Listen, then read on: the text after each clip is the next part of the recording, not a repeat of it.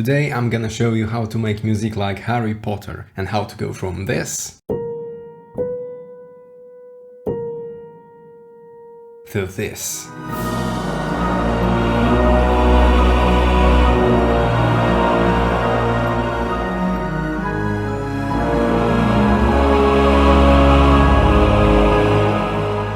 So, first I'm gonna play the entire piece, and after that I'll show you what every single instrument is doing and talk a bit about my process.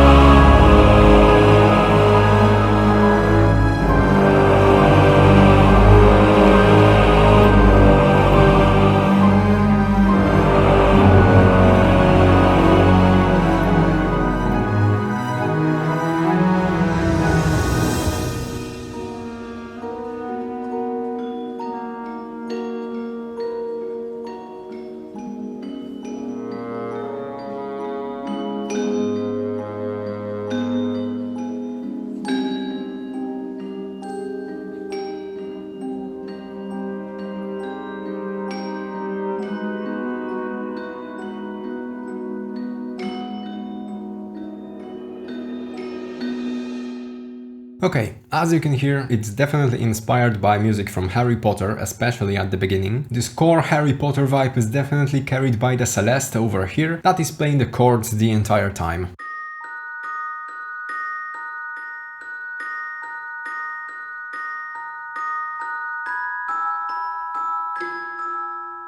These chords are being repeated over and over again, without any significant change. In order to create this feeling of mystery, uncertainty, stuff like this, I focused the entire arrangement around clashing, resonating notes. B flat to B, A flat and G. As you can see, these notes are only half step next to each other, which is an easy way to create this sort of creepy vibe. After creating the chords, I layered Celeste with violin 1 and violin 2. I wanted to create a little movement between violin 1 and 2, so I split the chords between them. Violin 1 is playing top 2 notes of the chords, and violin 2 is playing the bottom 2 notes. And together they sound exactly like the intro.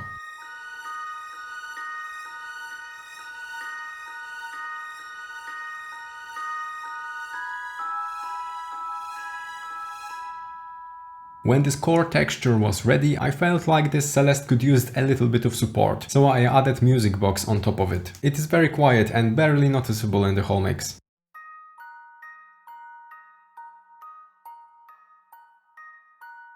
It's very tiny, but it adds just a little bit of spark on top of everything. See if you can hear the difference.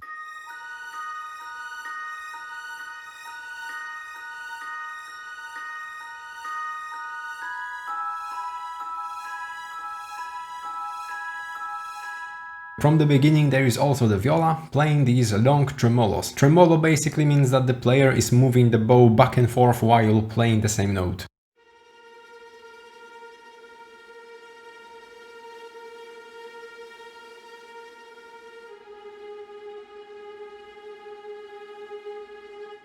The viola is there to give everything a little bit more movement in the mid-range. Because the whole texture is occupying very high frequency range, I thought adding the viola would give a little bit of balance to everything, especially at the beginning. When it comes to the other instruments, we also have bassoon and clarinet that are making the intro a little bit more interesting, while also teasing the main theme.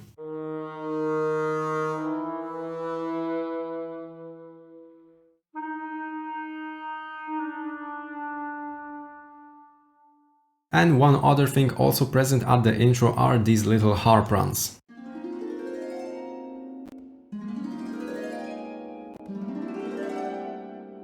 These runs are the articulations from my sample library, that's why I didn't have to place manually all of the notes. The last things in the intro are the percussions. First we have a couple of hits with the triangle. And then of course we have the transition that is marked by the tam-tam.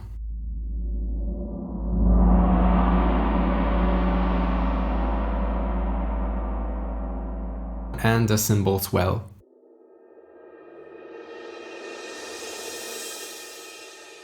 Everything else in the intro is basically an unnecessary detail.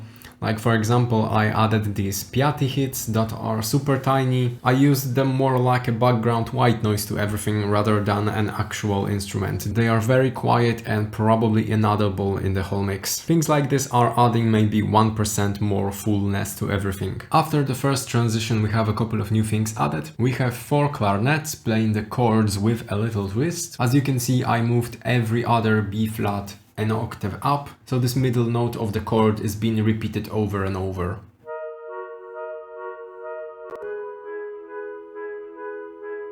Beneath the clarinets there is also a bassoon playing the bottom notes of the chords. Next up, using the notes of the chords, I created a little arpeggio played by the cello.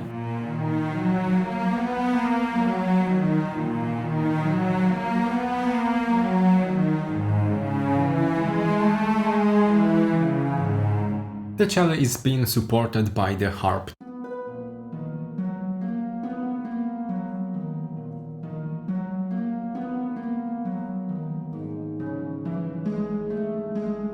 Next up, to add body and oomph to the arrangement, I also added contrabass playing these pizzicato notes. Pizzicato basically means that the player is plucking the notes with their finger.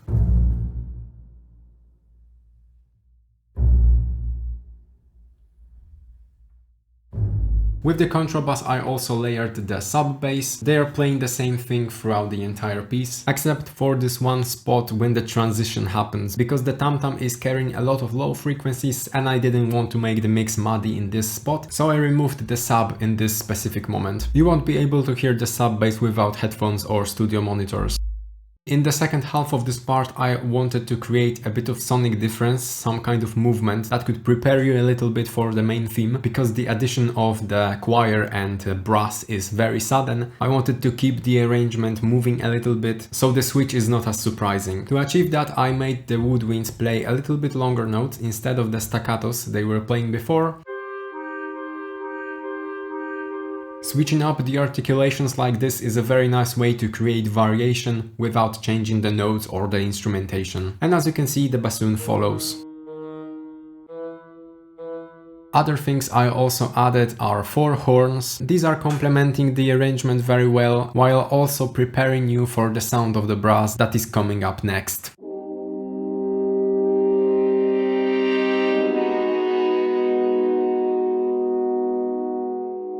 The key here is to play with the dynamics and expression of the instrument. Without the dynamic lines you can see down there, the brass would sound very robotic and unrealistic. Check it without and with the dynamics.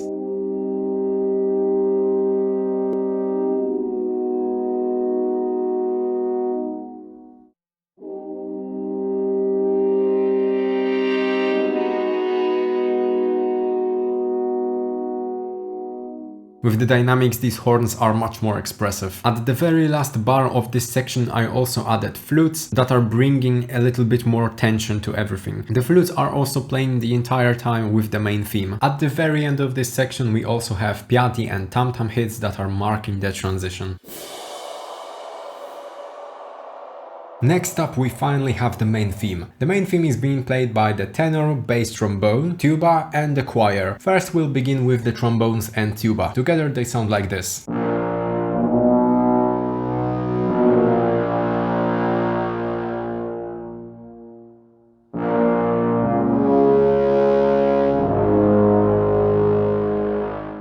Tenor trombone is there to create clarity.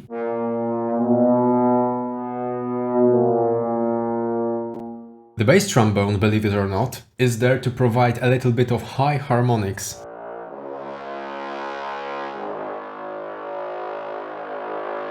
I filtered out a lot of low frequencies in the bass trombone, and like this the bass trombone is really crunchy when I turn up the dynamics. And then of course the tuba is there to ground everything.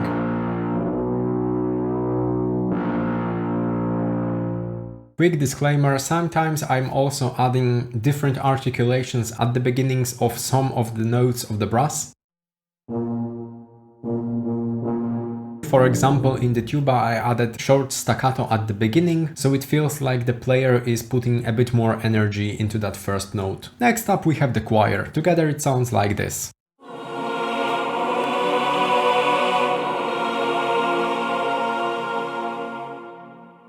First we have the sopranos. These are playing the chords made out of the melody.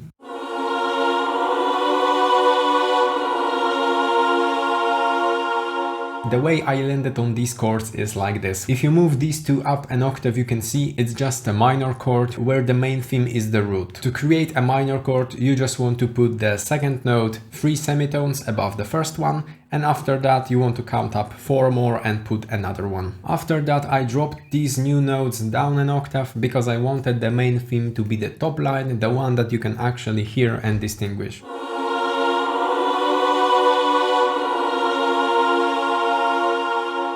Then the basses are doing the exact same thing, but an octave lower.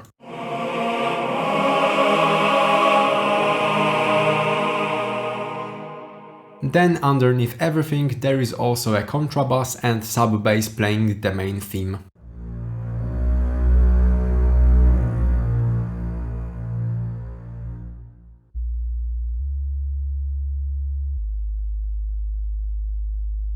One very small and probably unnoticeable difference is that I moved the viola an octave higher to make more space for the main theme that is occupying very low frequency range. The viola was very quiet nonetheless, but I just wanted to make sure that I'm making as much space in the mix as possible for the main theme. Next up with the outro, I was lazy as heck. I just decided to remove the strings and move the cellist down an octave.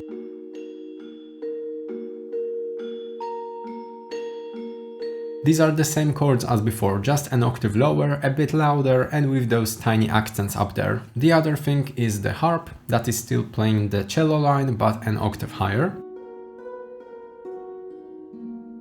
But way softer. One other thing is also a music box that is playing the root in octaves.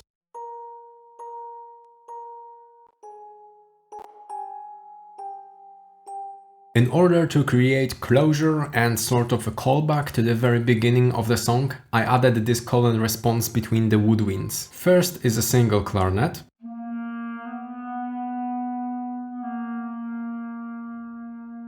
Next is the bassoon.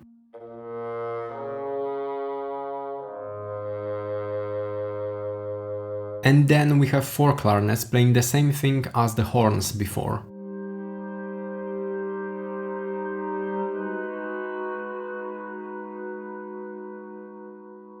Again, playing with the dynamics and expression is essential here. There is also one tiny accent I added with the glockenspiel that is playing basically only in this spot in the entire song.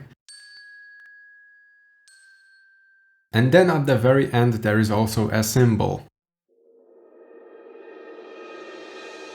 The cymbal right here is playing the crucial part because it marks the transition between the outro and the intro. So I wrote this song as if it was supposed to be a game soundtrack. So I wanted to be able to loop the arrangement. That is also why I felt that this switch in the instrumentation in the outro was necessary to make it a bit different than the intro. All of those 4 sections I just showed you are distinct enough to a point where if you were to loop this song, it would not get boring very fast. Because every 30 seconds or so there is a significant switch in the song. So your attention is constantly being drawn into different directions. The absolute last things in the project that I would like to show you are not necessarily things you can hear, but they are definitely there doing their work. First one is a white noise sample. The other one is the pad.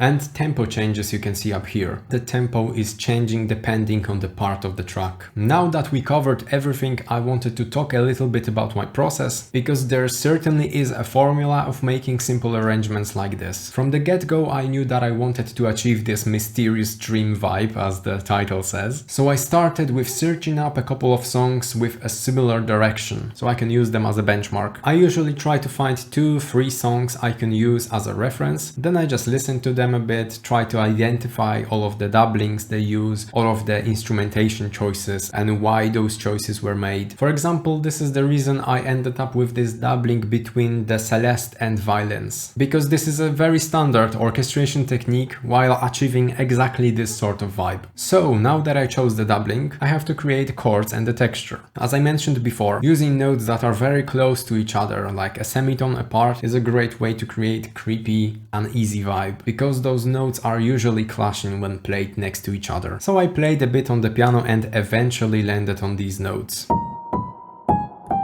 And as you can hear, on their own they are carrying this creepy vibe of the song. So the next thing to do was just to create a little chord pattern around them. And eventually I landed up on this.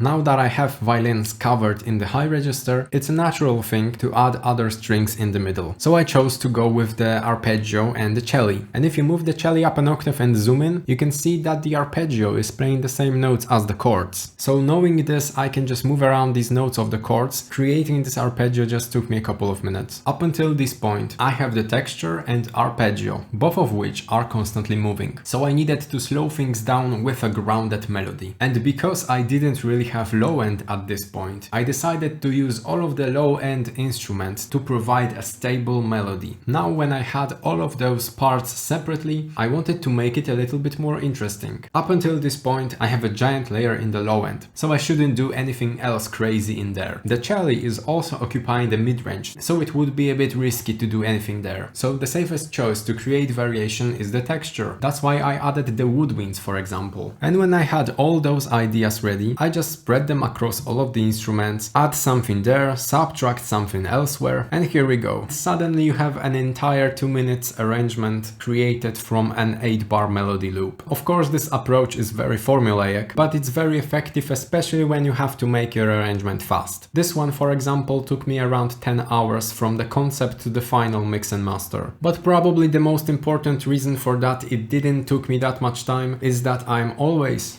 using benchmarks. They are incredibly helpful, especially when you are just beginning composing and you don't know all of the doublings that are going to work, or you don't know what's the role of every instrument in the orchestra. And especially when it comes to the orchestral stuff, if you're trying to do something, I guarantee you someone had already done it, so you can just find it and use as an inspiration to speed up your process. So if you survived this walkthrough, just thank you. If it was helpful, give the video a like and sub, and if you want to see more how to make music like videos, check out this one on the screen. See ya!